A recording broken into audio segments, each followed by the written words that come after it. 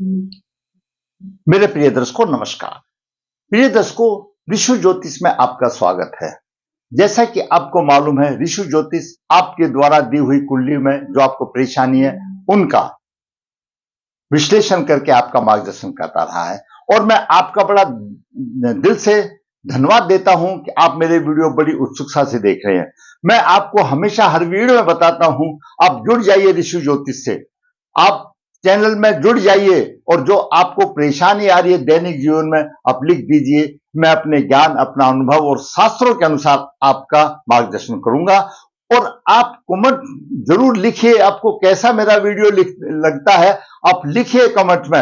आप नहीं लिखते तो मुझे थोड़ी सी निराशा हो जाती है, मेरा प्रोत्साहन नीचे हो जाता है। आपका कमेंट्स लिखना मेरी ज्ञान वृद्धि का कारण बनता है। तो आज का विषय है संतान। दर्शकों, जब विवाह के बाद पति पत्नी इस गृहस्थी रूपी गाड़ी के दो पहिए हैं और जब कुछ चिरकाल संतान में दिक्कतें आती हैं, सोचते हैं कि संतान नहीं हो रही तो इधर उधर कुंडली दिखाना शुरू कर देते हैं।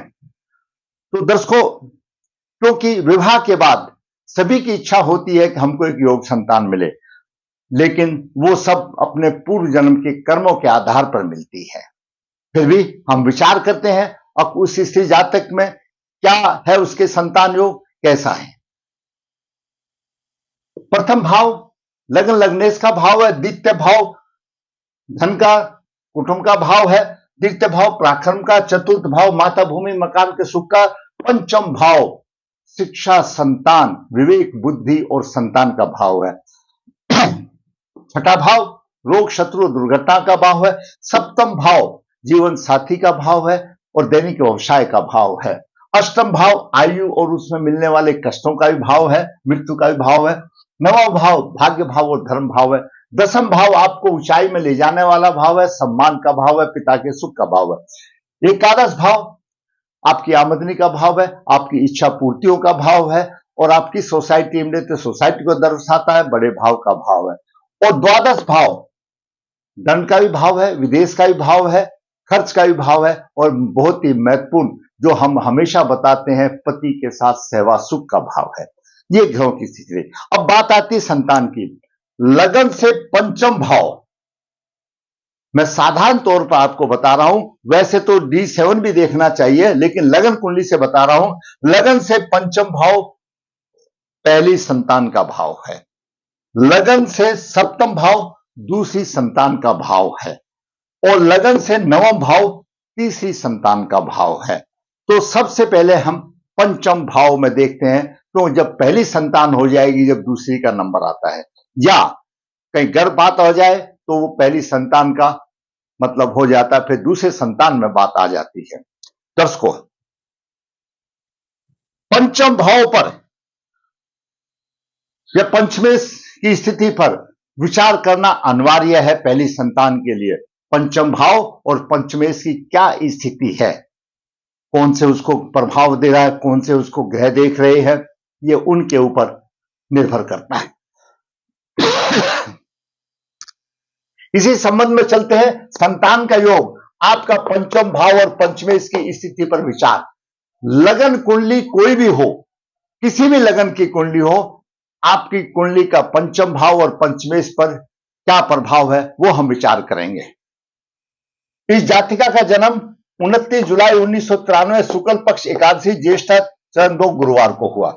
जन्म के समय पर कन्या लगन उदय हुआ। कन्या लगन के 22 डिग्री 55 मिनट उदय अंश है, वहीं पर गुरु 15 डिग्री 34 मिनट लेकर के विराजमान है।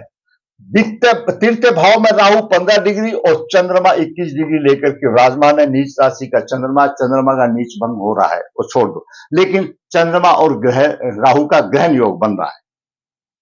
छठे भाव में शनि है, कुंभ राशि में है और नवम भाव में केतु 15 डिग्री लेकर विराजमान है। दसम भाव में शुक्र 2 डिग्री और बुध लग्नेश 24 डिग्री 56 मिनट लेकर के विराजमान है। एकादश भाव में सूर्य 12 डिग्री लेकर विराजमान है और द्वादश भाव में मंगल 27 डिग्री 38 मिनट लेकर के विराजमान है, जहां पर जातक को मांगलिक कहा जाएगा।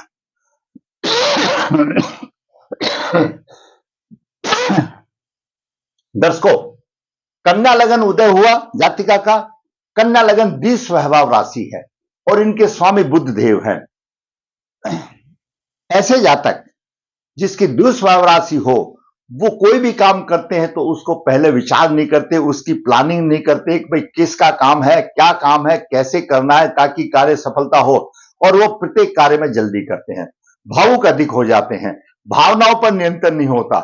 उनको दिवा स्वप्न देखने के लिए कहा जा सकता है कि उनके दिमाग में बहुत योजनाएं बनती हैं और फिर बिगड़ती रहती हैं। हवाई के लिए बनाना जैसे सोचो, ऐसे कहा जा सकता है। उनकी बातों का निष्कर्ष निकालना बड़ा कठिन होता है क्योंकि वो द्व्यर्थी बातें करते हैं। विद्या अध्ययन की तरफ उनका विशेष झुकाव होता है।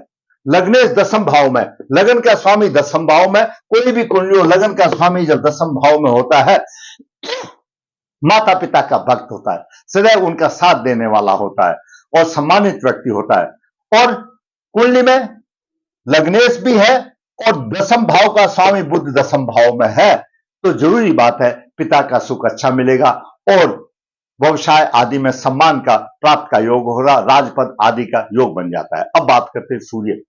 सूर्य द्वादश भाव का स्वामी और एकादश भाव में हो, आपकी कुंडली चाहे किसी भी लगन की हो, द्वादश भाव का स्वामी जब एकादश भाव में होता है तो वह ऐसा जातक सत्यवादी होता है, सुकुमार होता है, शुभ कार्यों करने में उसकी रुचि होती है और अपने कार्यों में प्रसिद्धि प्राप्त करता है, समाज में सम्मान नेतृत्व करने की क्षमता होती है, सेवावृत्ति की भावना होती है और सार्वजनिक कार्यों में धन को खर्च भी करता है। परंतु सूर्य पीड़ित है।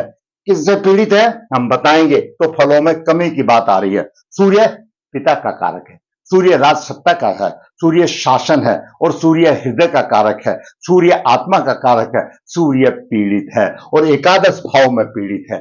आगे दिखाएंगे कैसे पीड़ित होता है, तो इसके फलों में कमी आ जाएगी। बात करें चंद्रमा की। चंद्रमा दर्शकों एकादश भाव का स्वामी है और पराक्रम भाव में है। कहने को तो यह पराक्रम से धन कमाएगा। मंगल की चतुर्दशीय नीचत्व तो भंग हो रहा है, भाग्य को देख रहा है, उच्च दृष्टि से भाग्य को देख रहा है, भाग्यशाली होगा, धार्मिक मनोवृत्ति होगी। और राहु से पीड़ित है, ग्रहण और अज्ञा तो कुछ नहीं, इसको धोखा मिलेगा या ये किसी को धोखा देगा। क्यों? इसका मन चंचल हो गया। राहु ने चंद्रमा पर अधिकार जमा लिया और राहु मायावी है। राहु मायावी है, राहु गलत काम कराता है, उसके मन को विचलित कर देता है, ग्रहण योग बन गया और कुंडली शापित बन गई। अब बात करते हैं मंगल। दर्शकों मंगल अष्टम भाव का स्वामी है और तीर्थ भाव का स्वामी है, द्वादश भाव में है। मंगल हनुमान जी का प्रतिनिधि माना जाता है, तो सहवास सुख में कमी का कारण बनता है। नेत्र रोगी होगा, फिजूल खर्ची करेगा, पराक्रमी होगा, शत्रु पर प्रभावी होगा और अष्टम दृष्टि से यहां पर सप्तम भाव को देख रहा है, तो जातक के दाम्पत्य जीवन को नरक तुल्य बना सकता है। ऐसा जीवन, मिठास नहीं मिलेगी उसके जीवन में, उसमें जीवन में दंगल मचा देगा। दाम्पत्य जीवन में मंगल की अष्टम दृष्टि यहां आ रही है, क्योंकि अष्टमेश भी है, प्राकृष में है। दाम्पत्य सुख में दंगल मचा देगा, परेशानी ला देगा, मधुरता कमी होगी। अब बात करते हैं गुरु की। दर्शकों गुरु चतुर्थ भाव का स्वामी और सप्तम भाव का स्वामी है, दो केंद्रों का स्वामी है। सबसे पहले तो कुंडली में जब दो केंद्रों का स्वामी जब गुरु होता है तो बिल्कुल प्रभावहीन माना जाता है, उसका केंद्राधिपति दोषी भंग नहीं हो रहा है। चलो थोड़ा बहुत फर्क फायदा देगा, कुछ फायदा नहीं देगा। गुरु लगन में बैठा है। आम आदमी ये कहता है कि लगन में गुरु तो बलवान होता है। मैं भी ये कहूंगा कि लगन में गुरु तो बलवान होता है, लेकिन वो कौन सी राशि में है, केंद्राधिपति दोषी है या कहां है, क्या परेशानी है, वो सब देखना अनिवार्य है। यहां पर गुरु बुध की राशि में है, शुभ नहीं है। लगन में तो है लेकिन शुभ नहीं है।